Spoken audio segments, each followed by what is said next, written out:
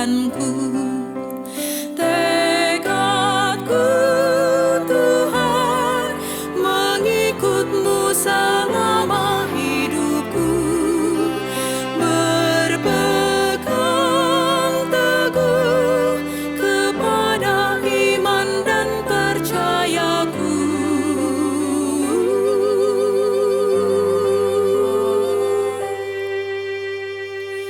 Akan ku mulai dari diriku,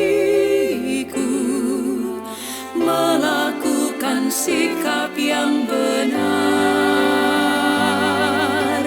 biarpun kecil dan sederhana, Tuhan dapat membuat jadi besar.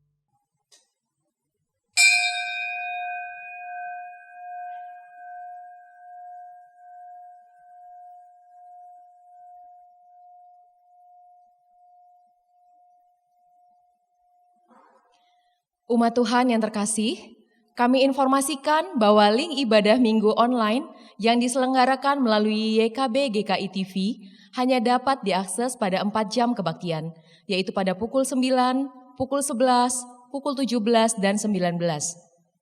Meskipun secara virtual, namun kita tetap dapat mewujudkan aspek persekutuan dengan beribadah bersama dalam waktu yang sama. Demikian warta pada hari ini. Mari kita persiapkan diri untuk memulai ibadah kita dengan bersaat teduh.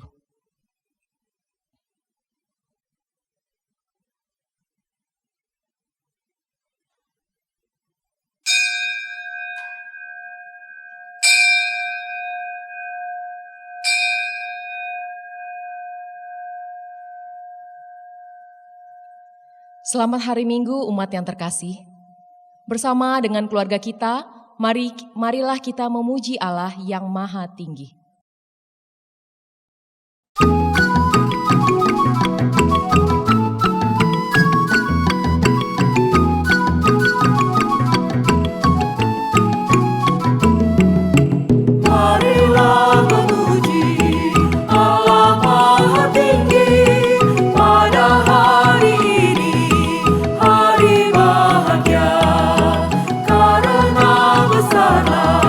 Kasih setianya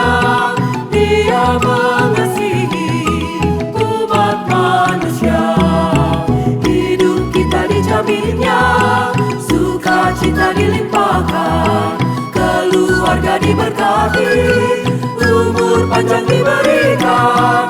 Puji syukur bagimu atas penyertaanmu, namamu kami puji untuk selama-lamanya.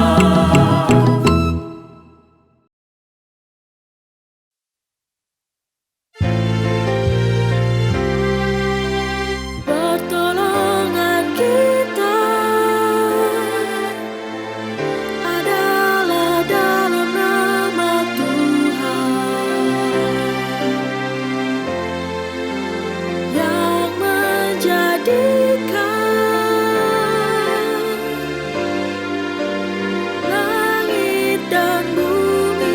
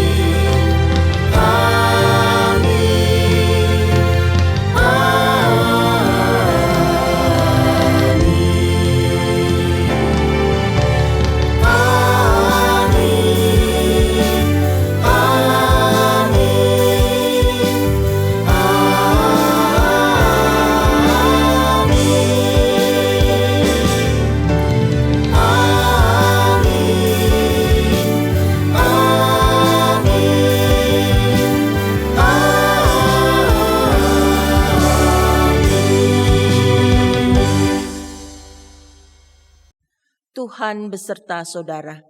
Dan beserta saudara juga. Silakan duduk. Pepohonan yang ada di tepi pantai jauh lebih kuat ketimbang pepohonan yang ada di jalanan. Apakah saudara tahu sebabnya? Ya, pepohonan di tepi pantai terbiasa menghadapi angin, mulai dari angin sepoi-sepoi sampai angin kencang. Secara alami, akar pohon tersebut semakin kuat. Sementara, pepohonan di pinggir jalan hanya menerima angin biasa. Wajar jika pohon itu tumbang jika ada angin kencang. Demikian juga dalam kehidupan beriman. Percaya kepada Tuhan bukan berarti tidak ada tantangan. Namun bersama Tuhan, kita dapat melewati setiap tantangan tersebut. Bersama dengan Tuhan, setiap tantangan yang ada membuat kita semakin kuat. Sekalipun badai menerpa, kita tidak akan tumbang. Sebab akar iman kita menancap dengan kuat. Di dalam kerapuhan kita menyadari terkadang kita lemah. Di tengah terpaan angin pergumulan kita kehilangan iman. Marilah kita mengakui kelemahan kita di hadapan Tuhan. Kita berdoa.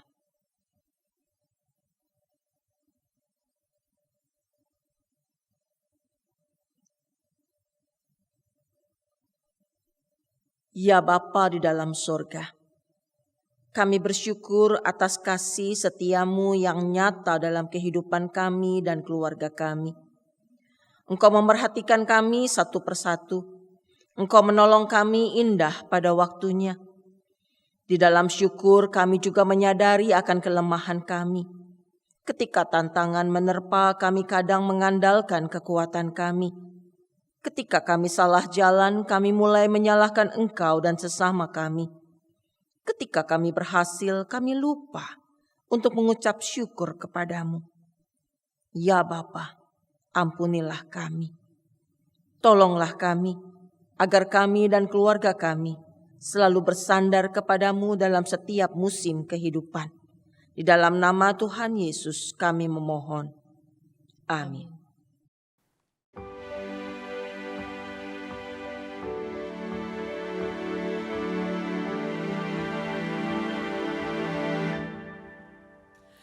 Ku heran Allah mau memberi rahmat-Nya padaku, dan Kristus sudi menebus yang hina bagaiku.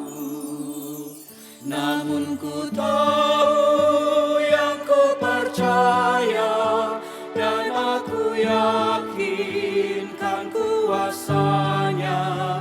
Ia menjaga yang ku taruhkan hingga harinya kelak.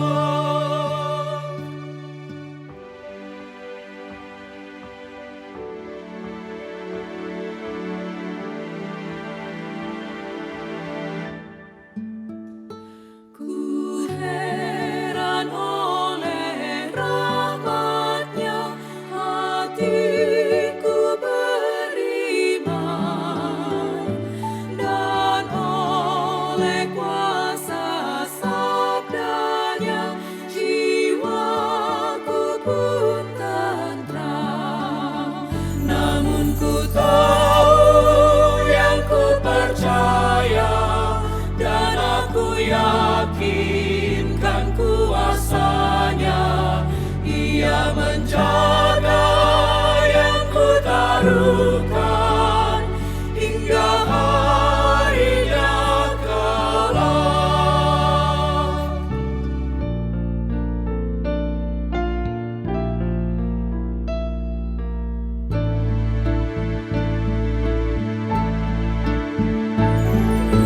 Heran oleh Roh Kudus, ku sadar dosaku,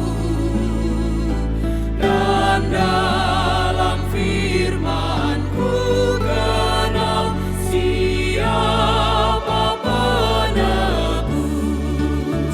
Namun ku tahu yang ku percaya, dan aku yakin kan kuasanya. Ia menjaga yang ku taruhkan hingga harinya kelak.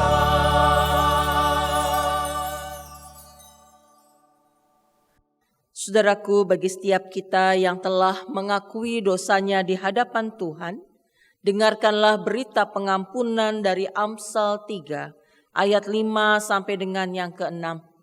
Percayalah kepada Tuhan dengan segenap hatimu, dan janganlah bersandar kepada pengertianmu sendiri. Akuilah Dia dalam segala lakumu, maka Ia akan meluruskan jalanmu. Di dalam Kristus engkau telah diampuni. Kristus, engkau pun telah diampuni. Damai Kristus bagimu.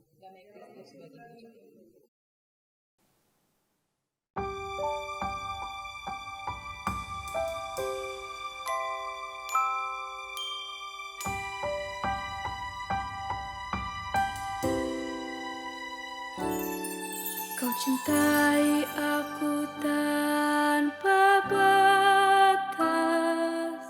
Kau berkorban demi membesarkanku. Kau mendidik aku dalam Tuhan. Kasih-Mu mengharukanku, ayah ibuku. Kau sumber sukacitaku, kekuatan kala badai menyerbu, bahagia dan suksesmu itu doaku. Ku cintai sepenuhnya engkau anakku.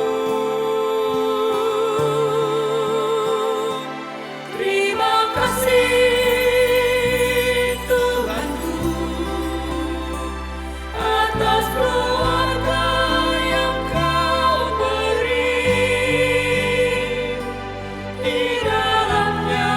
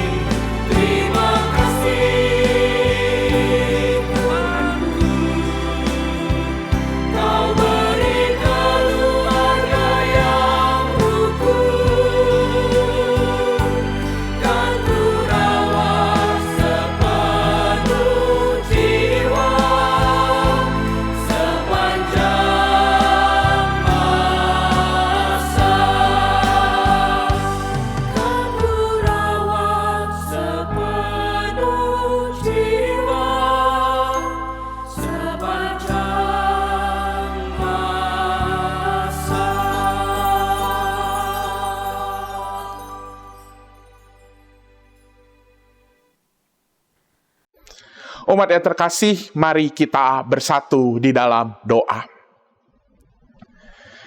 Terima kasih ya Tuhan untuk setiap kehidupan, berkat, dan bahkan keluarga yang telah Engkau berikan. Karena di dalamnya kami terus belajar untuk mengasihi, mengampuni, dan bahkan menerapkan nilai-nilai kehidupan yang kami teladani melalui kehidupan Yesus Kristus untuk kehidupan kami di dunia ini. Dan ketika saat ini kami hendak mendengarkan sabda Tuhan, kiranya nilai-nilai firman Tuhan itu pun dapat kami pahami, dapatkan, dan bahkan ditumbuhkan di dalam hati kami. Sehingga kami dapat terus merasakan pertolongan Tuhan yang semakin nyata dari hari ke hari di tengah badai pergumulan sekalipun. Berfirmanlah ya Tuhan, kami siap untuk mendengar. Di dalam nama Tuhan Yesus Kristus kami berdoa. Amin.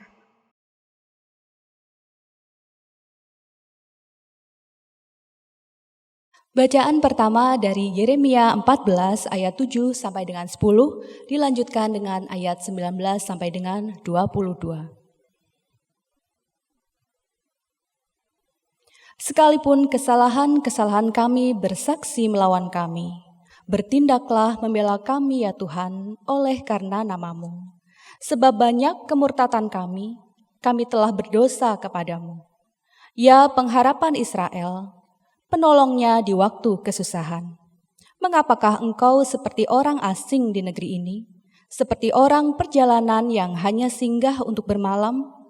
Mengapakah engkau seperti orang yang bingung? Seperti pahlawan yang tidak sanggup menolong? Tetapi engkau ada di antara kami ya Tuhan, dan nama-Mu diserukan di atas kami. Janganlah tinggalkan kami. Beginilah firman Tuhan tentang bangsa ini. Mereka sangat senang mengembara dan tidak menahan kakinya.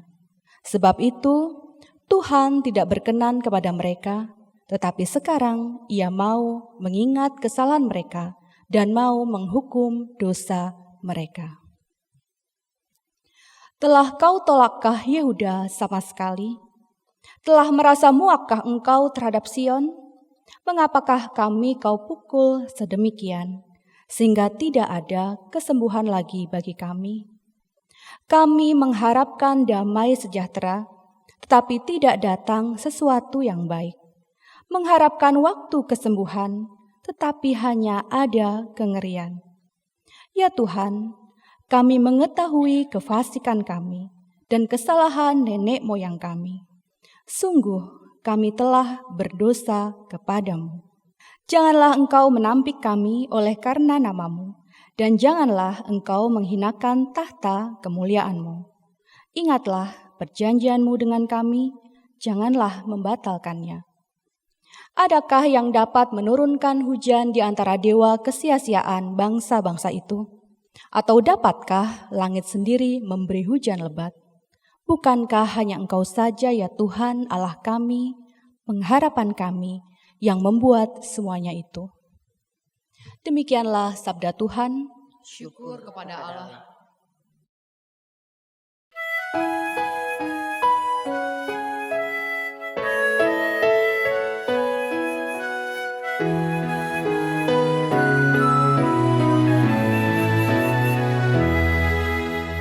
Oh betapa bahagia, damai dan tentram orang-orang yang diam dalam rumah-Mu.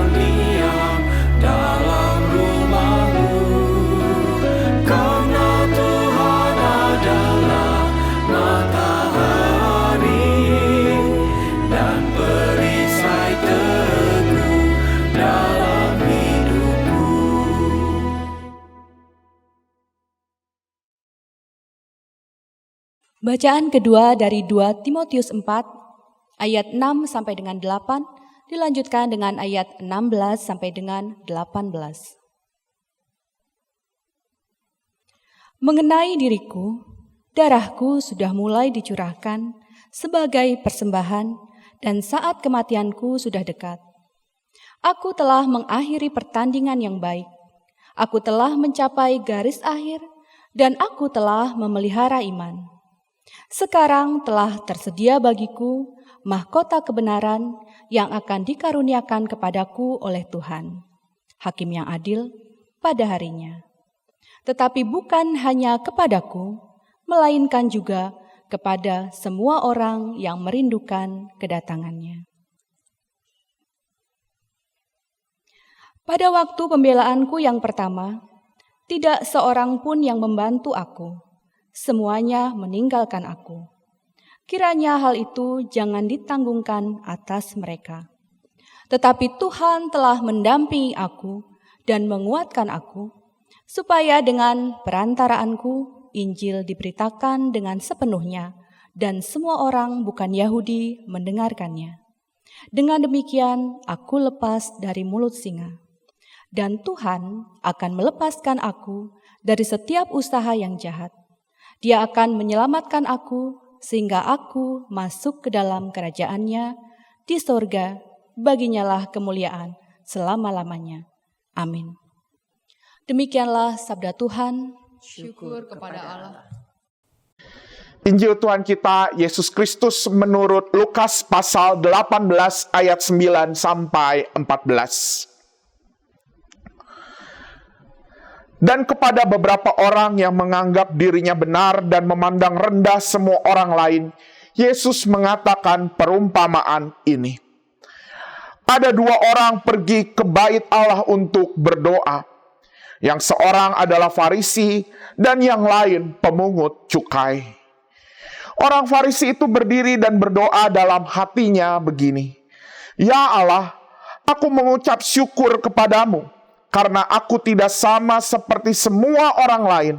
Bukan perampok, bukan orang lalim, bukan pezinah, dan bukan juga seperti pemungut cukai ini. Aku berpuasa 2 kali seminggu. Aku memberikan 1/10 dari segala penghasilanku. Tetapi pemungut cukai itu berdiri jauh-jauh. Bahkan ia tidak berani menengadah ke langit. Melainkan ia memukul diri dan berkata, Ya Allah, kasihanilah aku orang berdosa ini. Aku berkata kepadamu, orang ini pulang ke rumahnya sebagai orang yang dibenarkan Allah, dan orang lain itu tidak. Sebab barang siapa meninggikan diri, ia akan direndahkan, dan barang siapa merendahkan diri, ia akan ditinggikan. Demikianlah Injil Tuhan kita Yesus Kristus. Berbahagia buat setiap kita yang mendengar firman Tuhan, merenungkan serta mempraktikannya di dalam kehidupan sehari-hari. Haleluya.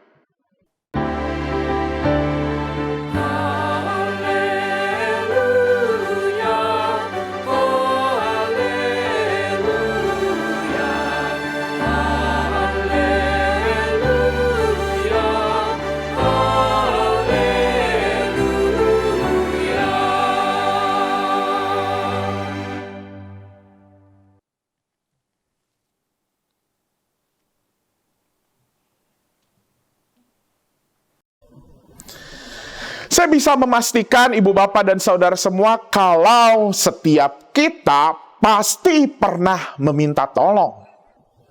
Mulai dari hal yang kecil, misalnya saya ingat kalau mama saya suka meminta tolong kalau mau pergi ke pesta, tolong seletingin bajunya karena ada di punggung gitu ya seletingnya. Dan bahkan kita meminta tolong sampai hal-hal besar. Dan tentunya ketika kita meminta tolong, tentu kita akan meminta tolong pada sosok yang tepat. Kalau kita sakit, nggak mungkin kita datangnya kepada koki yang ahli memasak. Pasti kita datang kepada dokter. Ataupun kalau kita butuh bantuan merencanakan keuangan, wah apalagi saat ini kita sedang menghadapi krisis perekonomian, ya kita butuh perencanaan keuangan, pasti kita datangnya kemana? Ke ahli ekonom, bukan ke psikolog.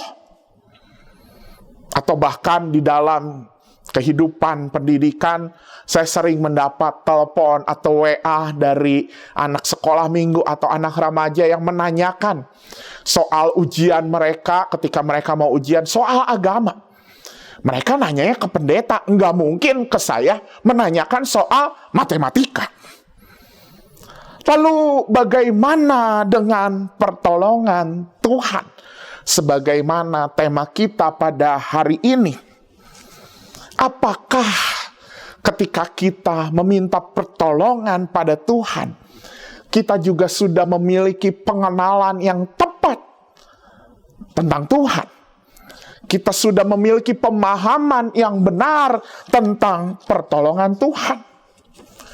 Memang di satu sisi kita percaya bahwa Tuhan adalah Tuhan dari segala yang ada di tengah semesta ini. Tuhan yang menjadi penguasa atas kehidupan kita. Dia bisa melakukan segala sesuatu yang kita minta. Tapi ibu bapak dan saudara semua, sekalipun Tuhan adalah penolong yang abadi, penolong yang kekal, Dia bukanlah Doraemon. Seperti Nobita yang ingin begini, ingin begitu, lalu Doraemon melakukan segala hal, mengeluarkan barang-barangnya untuk menolong Nobita. Kadang akhirnya pertolongan seperti model Doraemon lah yang kita pahami saat mengenal pertolongan Tuhan, saat memandang pertolongan Tuhan. Akibatnya kita keliru. Dan ketika keliru, apa yang terjadi? Ketika kita sudah meminta pertolongan Tuhan, tapi kemudian apa yang kita pinta, apa yang kita harapkan justru berbeda kontras, berbanding terbalik dengan realitas yang kita hidupi, realitas yang kita temukan. Kita jadi bertanya, apakah memang benar Tuhan menolong kita? Dan bahkan mungkin sampai pada satu titik kita meragukan untuk kembali percaya pada Tuhan. Karena itu ibu bapak dan saudara semua, di dalam perenungan kita pada hari ini, kita diajak untuk berefleksi. Sosok seperti apakah Tuhan yang kita percaya sebagai penolong hidup kita? Teks-teks leksionari kita hari ini akan menolong kita untuk mengenal sosok Tuhan yang menjadi sumber pertolongan hidup kita. Semata-mata supaya kita juga memiliki sikap yang tepat saat meminta pertolongan kepada Tuhan. Pertama, ibu bapak dan saudara semua, mari kita simak bacaan pertama hari ini. Di dalam bacaan pertama, kita diperjumpakan dengan sosok Yeremia. Pada saat itu Yeremia sedang hidup di masa ketika bangsa Yehuda mengalami kekeringan. Kekeringan ini bahkan begitu mematikan, menimbulkan banyak wabah penyakit, dan menimbulkan hal yang membuat orang-orang akan merasakan kematian. Dan tentu situasi krisis ini membuat Yeremia mengalami situasi yang begitu sulit. Betapa tidak, sebagai seorang nabi yang menjadi penyambung lidah antara Allah dengan umatnya, tidak mudah bagi Yeremia menggembalakan umat yang sedang menghadapi krisis tersebut. Tidak mudah bagi Yeremia untuk mengajak umat terus percaya pada pertolongan Tuhan. Karena realitasnya justru seolah Tuhan diam dan tidak peduli pada krisis ini. Kalau kita simak di ayat 9, Yeremia sampai berkata, "Mengapakah engkau seperti orang asing di negeri ini? Mengapa engkau seperti orang yang bingung?" Di satu sisi, Yeremia tahu bahwa Tuhan pasti menolong. Contohnya saja di ayat 22 ayat terakhir yang tadi kita baca dari bacaan pertama. Yeremia tetap berpegang bahwa hanya Tuhanlah yang dapat menurunkan hujan di antara dewa. Hanya Allah saja yang menjadi pengharapan. Di sini kita bisa melihat bagaimana Yeremia mengalami pergulatan iman.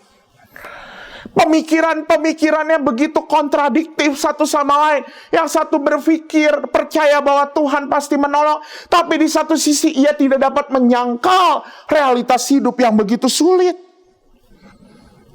Namun ternyata di dalam pergulatan iman inilah Yeremia merasakan pertolongan Tuhan. Bukan karena Yeremia kemudian tiba-tiba melihat Tuhan memberikan hujan dan kekeringan selesai, bukan. Tapi kalau kita baca pasal demi pasal Yeremia, penulis kitab ini, Yeremia menuliskan bahwa semua tulisan itu merupakan narasi, dialog dia bersama dengan Allah di dalam pergulatan imannya.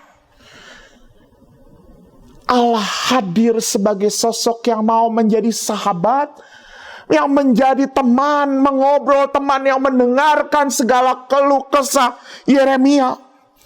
Tuhan yang hadir sebagai sahabat yang mau bergulat dan bergumul bersama Yeremia.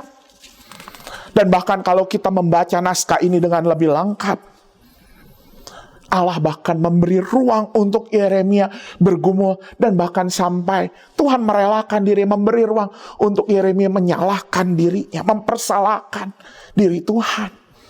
Tuhan tidak marah. Dan inilah bentuk pertama dari pertolongan Tuhan. Pertolongan Tuhan hadir dalam rupa kesediaan dirinya menjadi sahabat untuk bergumul. Sekali lagi ibu bapak dan saudara semua, ketika kita memahami pertolongan Tuhan, dia bukanlah Doraemon, tapi dia adalah sahabat yang setia menemani kita di saat pergumulan. Bahkan saat dirinya digugat oleh Yeremia, Allah bukan pendendam yang langsung tersinggung dan marah. Ia justru menemani Yeremia.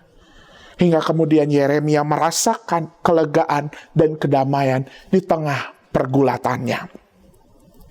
Pertolongan Tuhan nyata saat ia hadir sebagai sahabat untuk bergumul. Ibu bapak dan saudara semua, kisah ini mengundang kita untuk berefleksi. Bagaimana dengan kita?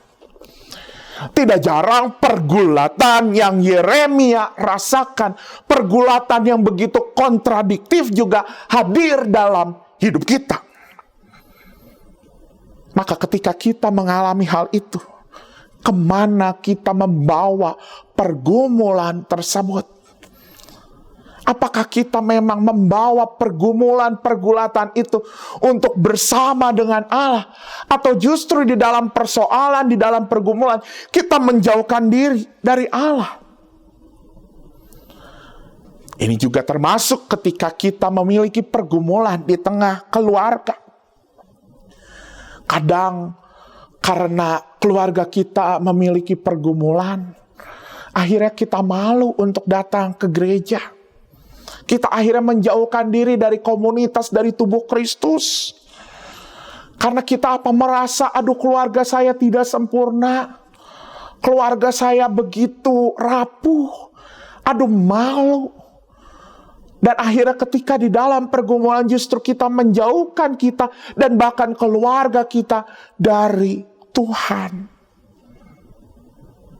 Ibu bapak dan saudara semua, perenungan kita bahwa Allah dalam pertolongannya menjadi sahabat untuk bergumul justru menjadi kekuatan bagi kita. Untuk kita tidak takut bergumul. Dan bahkan tidak takut untuk bergumul bersama dengan Allah. Allah memang hadir untuk kita orang yang berdosa.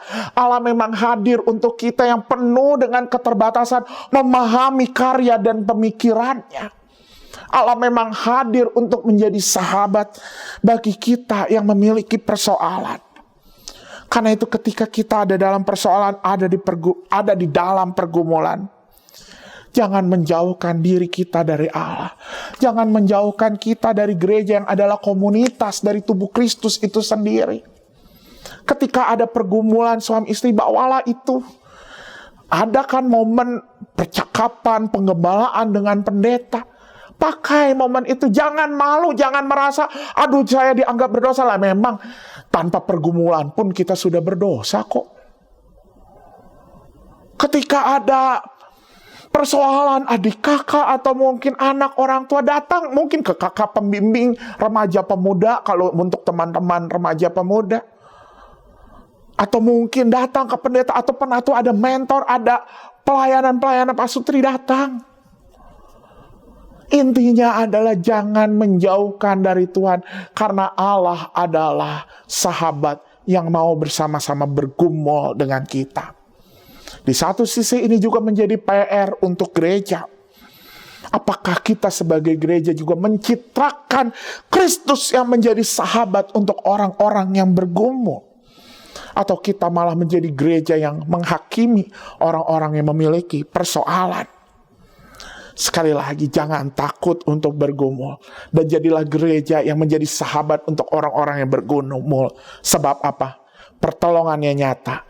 Karena ia adalah sahabat untuk bergumul. Itu yang pertama. Yang kedua, mari kita bersama-sama melihat sosok kedua yang kita dapatkan dalam bacaan kedua kita, yaitu sosok Paulus yang sedang menuliskan suratnya kepada Timotius.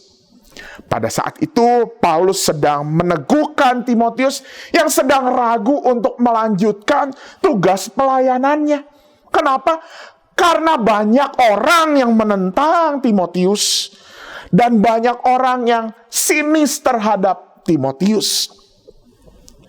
Di dalam peneguhannya ini, kemudian Paulus bercerita bagaimana dirinya berjuang sebagai seorang yang saat itu ia telah ditahan dan diadili oleh Kekaisaran Romawi. Tapi menariknya kalau kita lihat di ayat 9, bagaimana ia tetap bisa mencapai pertandingan dengan baik. Padahal seperti yang Paulus katakan di ayat 16, tidak ada seorang pun yang membantu aku. Semuanya meninggalkan aku. Tetapi apa yang dikatakan Paulus? Tetapi di ayat 17 Paulus bersaksi, Tuhan telah mendampingi aku dan menguatkan aku. Itulah pertolongan Tuhan di dalam gelanggang pertandingan yang begitu mengerikan, yang begitu kompetitif. Banyak pertentangan, banyak orang yang bersaing, banyak yang mungkin menyerang kita. Tuhan adalah sahabat yang mendampingi kita di dalam pertandingan kehidupan. Inilah model kedua dari pertolongan Tuhan. Tuhan adalah sahabat yang mendampingi kita untuk bertanding di dalam gelanggang kehidupan ini. Ibu, bapak, dan saudara, hal ini pun menjadi refleksi untuk kita, di mana kita juga diperhadapkan dengan pertandingan di dunia. Di zaman sekarang persaingan ada di mana-mana, kompetisi ada di mana-mana. Di dalam pekerjaan kita merasakan bagaimana sikut kanan, sikut kiri, sikut sana dan sikut sini nyata terjadi. Dan bahkan mungkin di dalam kehidupan kita, mungkin pernah muncul di dalam pikiran kita. Bagaimana saya bisa melewati pertandingan ini? Dan akhirnya mungkin pernah terpikir untuk tergoda melakukan cara-cara duniawi. Karena apa? Karena cara yang Kristus perlihatkan, cara yang telah ditanamkan dalam iman kita begitu tidak populer. Contohnya yang paling gampang, korupsi atau nilep uang gitu ya. Jujur itu sekarang gak populer bagi orang-orang yang mau berhasil. Bukannya gak ada, tapi gak populer. Tapi firman Tuhan hari ini mengingatkan kita, ketika kita menghadapi krisis karena menghadapi kompetisi tersebut, mari ingat bahwa Tuhan adalah sahabat yang mau mendampingi kita di dalam pertandingan kehidupan. Sama seperti yang Paulus katakan dan Paulus alami. Tuhan, ia merasakan pertolongan Tuhan menjadi sahabat yang mendampingi di dalam pertandingan. Ketika Paulus tetap memelihara iman sampai garis akhir. Maka ketika kita percaya bahwa pertolongan Tuhan nyata, ketika ia hadir mendampingi dalam pertandingan hidup, maka jangan lupa kita juga tetap memelihara iman kita di dalam kompetisi, di dalam persaingan hidup yang ada. Bijak-bijak dan cerdiklah untuk kita terus memelihara iman. Ini juga berlaku di tengah keluarga, ibu bapak dan saudara semua. Keluarga saat ini juga mungkin karena pengaruh media sosial, kita sering melihat, oh keluarga inilah seperti keluarga yang ideal, keluarga yang sempurna. Dan kemudian hal itu membuat kita akhirnya merasa rendah diri ketika keluarga kita tidak seperti keluarga yang ditampilkan oleh media sosial ataupun sinetron ataupun apapun. Itu tidak menjadi persoalan ketika di dalam pertandingan kita tetap bersama dengan sang sahabat. Itulah bagaimana Tuhan menolong. Ia akan menolong kita sampai pada garis finish. Karena itu tekunlah untuk memelihara iman. Karena dialah yang akan berlari bersama kita di dalam pertandingan itu. Mari kita juga bukan berarti ya udah nggak ikut dengan kompetisi dunia. Kita juga harus tetap bertumbuh. Kita juga harus tetap ada. Kita juga harus tetap kuat. Tapi berlarilah, bertandinglah bersama Allah. Karena dia adalah sahabat yang mau mendampingi di dalam setiap pertandingan hidup kita. Ini yang kedua. Yang ketiga, yang terakhir. Saya ingin mengajak kita semua untuk melihat bacaan Injil kita hari ini. Dan khususnya yang menarik untuk direfleksikan adalah sosok pemungut cukai yang berdoa di hadapan Tuhan. Di dalam doanya ia berdoa dalam kerendahan hati. Kalau kita lihat bersama di pasal 18 ini, itu sampai dikatakan bahwa sebab barang siapa yang merendahkan diri ia akan ditinggikan. Kata merendahkan diri berasal dari kata tapeinos yang berarti berhadapan dengan tanah. Tanah yang menjadi simbol kefanaan, simbol kerapuhan manusia, kita yang dibuat dari debu dan tanah. Menghadap dengan tanah, menghadap dengan kefanaan kita, menghadap keberdosaan kita, itu yang kita lihat. Itu kerendahan hati yang ditunjukkan oleh pemungut cukai yang berdoa.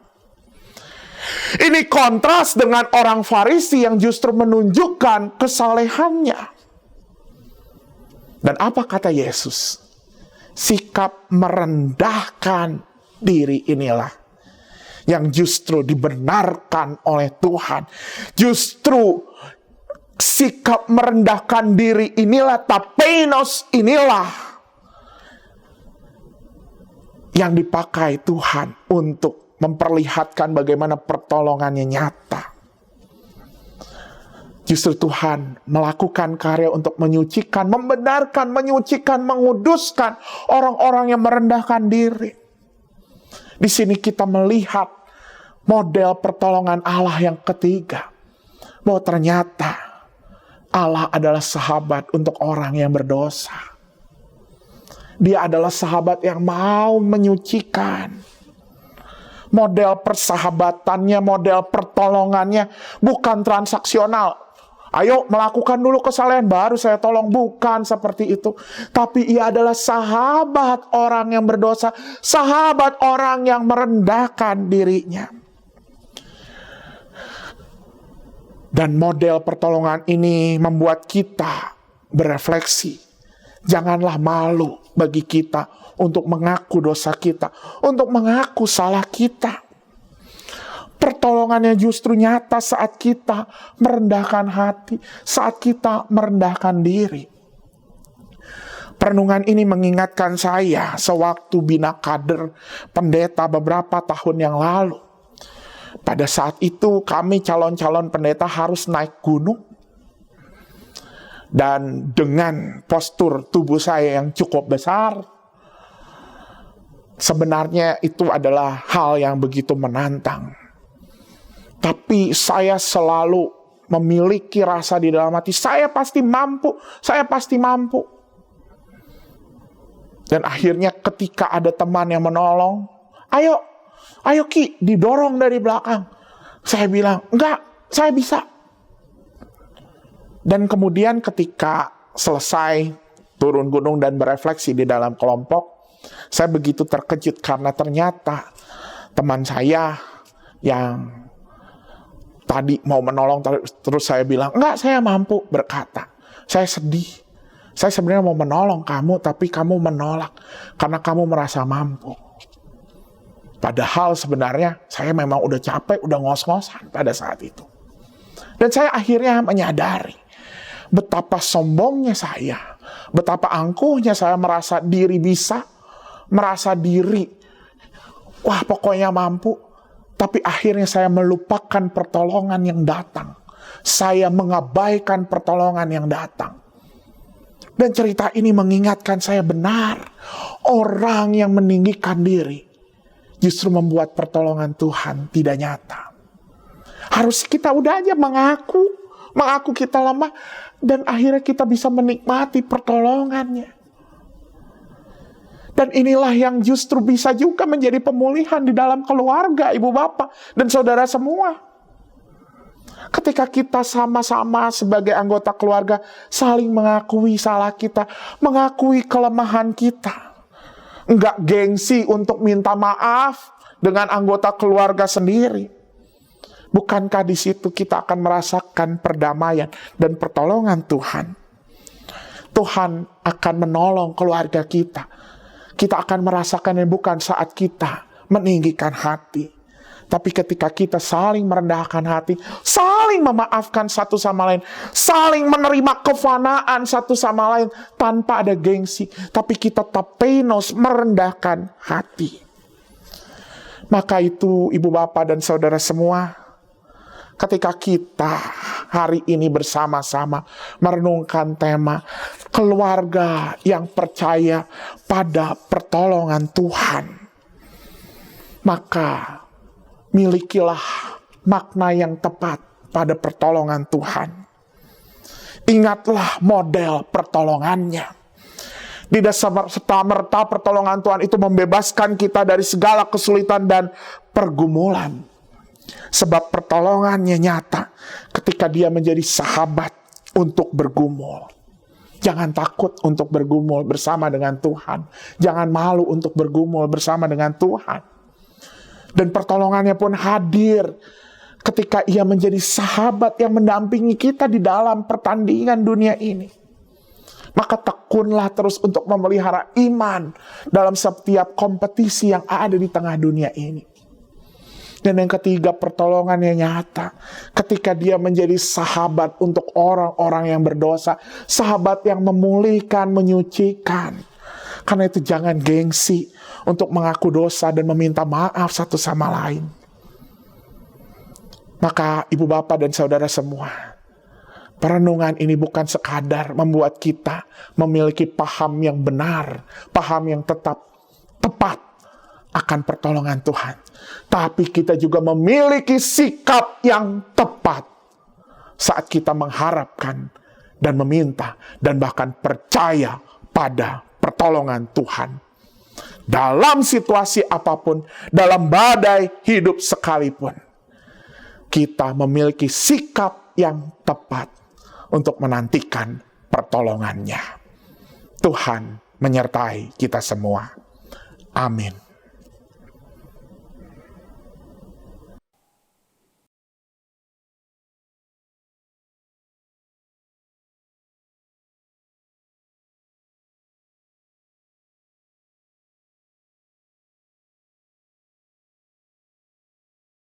Marilah kita bersama dengan umat Allah di masa lalu, masa kini, dan masa depan, mengingat janji baptisan kita dengan mengikrarkan pengakuan iman rasuli.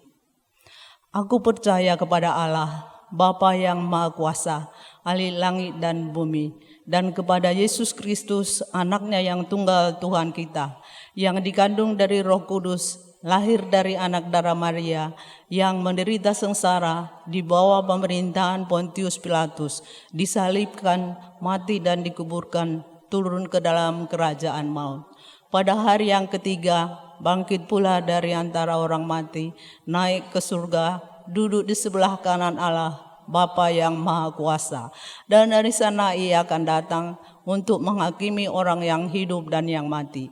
Aku percaya kepada Roh Kudus, gereja yang kudus dan am, persekutuan orang kudus, pengampunan dosa, kebangkitan orang mati, dan hidup yang kekal. Amin.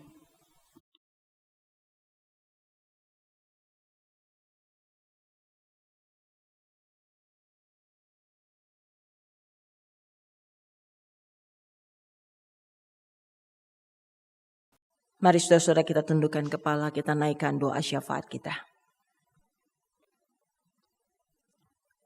Kembali kami datang ke hadapan-Mu pada saat ini ya Tuhan. Kami bersyukur ketika Engkau kembali mengingatkan kami untuk boleh hidup baik dalam keluarga kami. Biarlah Engkau yang boleh terus menyertai setiap pergumulan demi pergumulan yang dihadapi oleh keluarga-keluarga yang ada, menghadapi tantangan yang tidak mudah di depan kami. Ya Bapa, pada saat ini kami bersatu hati. Kami ingin berdoa bagi bangsa dan negara kami. Juga di tengah-tengah berbagai macam pergumulan yang dihadapi. Kiranya Engkau boleh memberikan hikmat kepada para pemimpin negara kami. Sehingga mereka boleh memimpin bangsa ini dengan arif, adil, dan bijaksana. Ya Bapa, kiranya Engkau juga boleh menolong dan menyertai di dalam kehidupan kami sehari demi sehari. Kami menyadari Tuhan tidak mudah bagi kami untuk boleh menjalaninya. Khususnya bagi saudara-saudara kami yang saat ini harus hidup dalam tenda-tenda pengungsian di tempat-tempat yang mungkin agak sulit buat mereka di dalam menjalani kehidupan. Tuhan, biarlah Engkau yang boleh terus menyertai. Tuhan yang boleh menolong, memberkati dan memberikan kekuatan kepada mereka. Terima kasih ya Tuhan, kami juga ingin berdoa bagi gereja-gereja yang ada di seluruh Indonesia. Tuhan, Kau juga yang boleh menyertai setiap kami. Sehingga biarlah kami juga boleh Tuhan pakai menjadi alat di dalam tangan Tuhan. Sehingga kehadiran kami, gereja-gereja boleh menjadi berkat, boleh menjadi saluran kasih Tuhan, boleh menjadi alat di dalam tangan Tuhan. Sehingga setiap orang yang berjumpa dengan kami, maka mereka boleh melihat kemuliaan Tuhan di dalam setiap program kerja kami. Terima kasih ya Tuhan. Kami juga mau menyerahkan anak-anak kami. Tuhan, biarlah Engkau yang boleh menolong mereka di dalam studi mereka, di dalam keseharian mereka.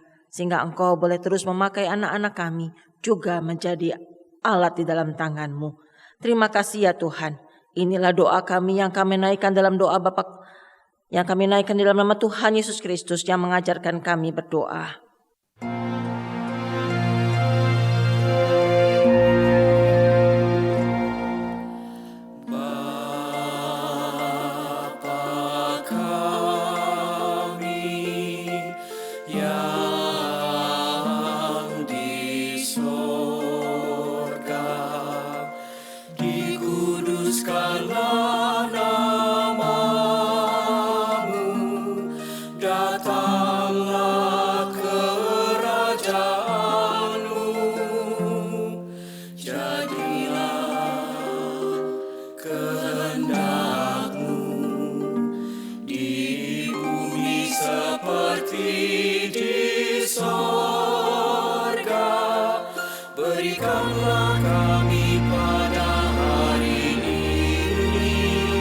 Makanan kami yang secukup.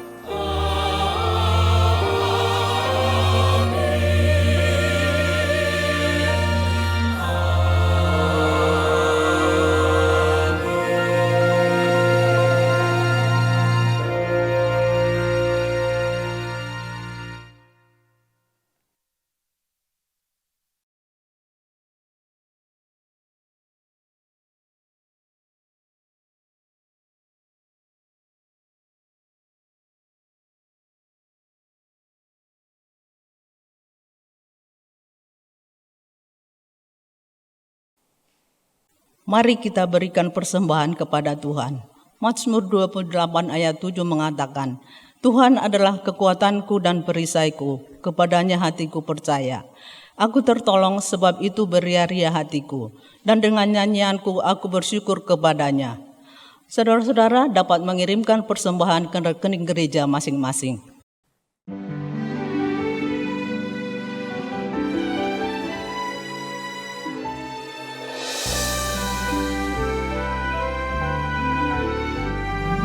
Tuhan betapa banyaknya berkat yang Kau beri, teristimewa rahmat-Mu dan hidup abadi. Terima kasih ya Tuhanku atas keselamatanku. Padaku telah Kau beri hidup bahagia abadi. Sanak saudara dan teman Kau beri kepadaku, berkat terindah ialah ku jadi anakmu. Terima kasih ya Tuhanku atas keselamatanku. Padaku telah Kau beri hidup bahagia abadi.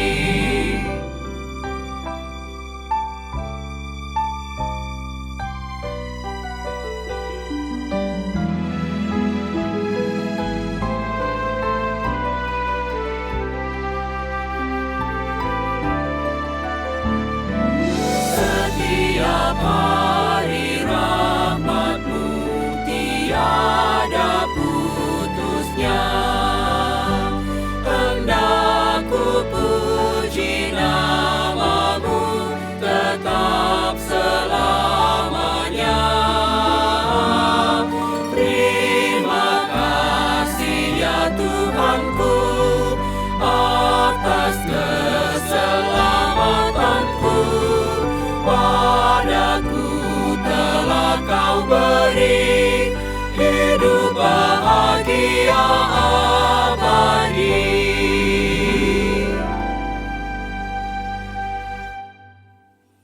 Umat Tuhan, mari kita berdoa. Bapa di sorga, kami mengucap syukur atas berkat yang Kau curahkan atas keluarga kami. Di dalam syukur, kami membawa persembahan, sekalipun tidak sebanding dengan berkat yang Kau curahkan. Kami mohon terimalah ya Bapa. Ajarlah kami untuk senantiasa percaya kepadamu sebagai wujud persembahan hidup kami. Di dalam nama Tuhan Yesus kami berdoa dan mengucap syukur. Amin.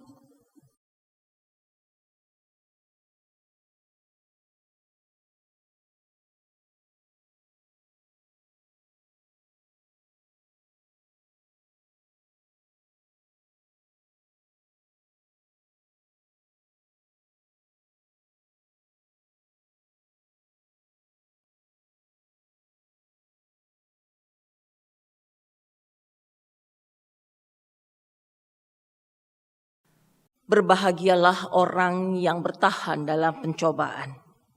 Sebab apabila ia sudah tahan uji, ia akan menerima mahkota kehidupan yang dijanjikan Allah kepada barang siapa yang mengasihi Dia.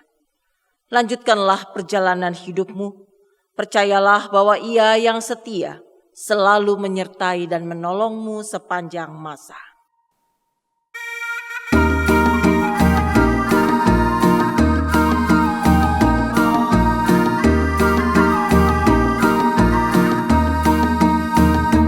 Bila badai hidup menerpangmu dan cobaan pun datang mengganggu, hanya satu janji harapanmu, ya janji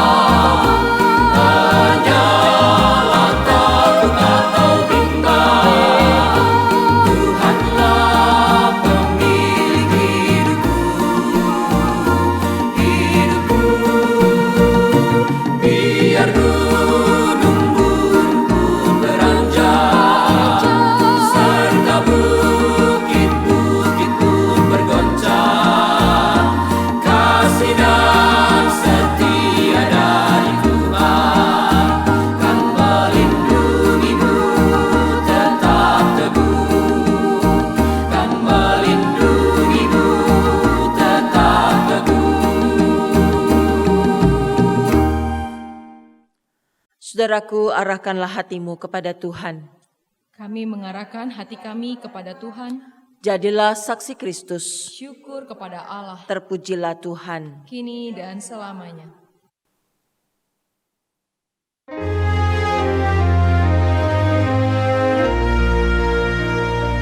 Kasih karunia dari Allah Bapa dan Anak dan Roh Kudus,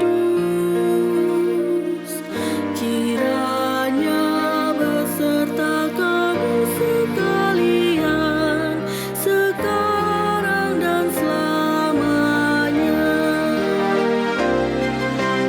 Haleluya, amin.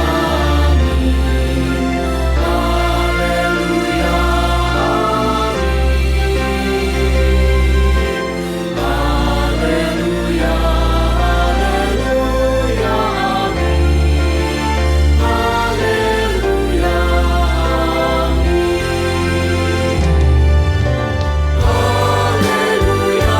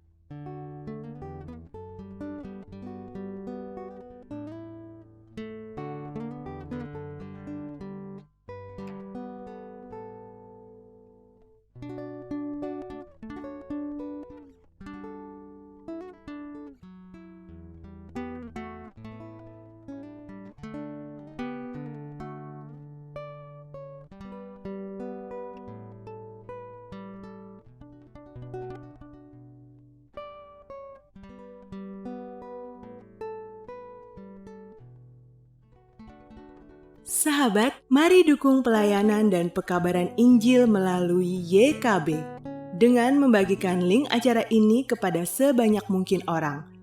Dukungan juga dapat saudara lakukan dengan mentransfer dukungan finansial ke rekening BCA ke nomor 450 305 2990 450 305 2990 atas nama Yayasan Komunikasi Bersama.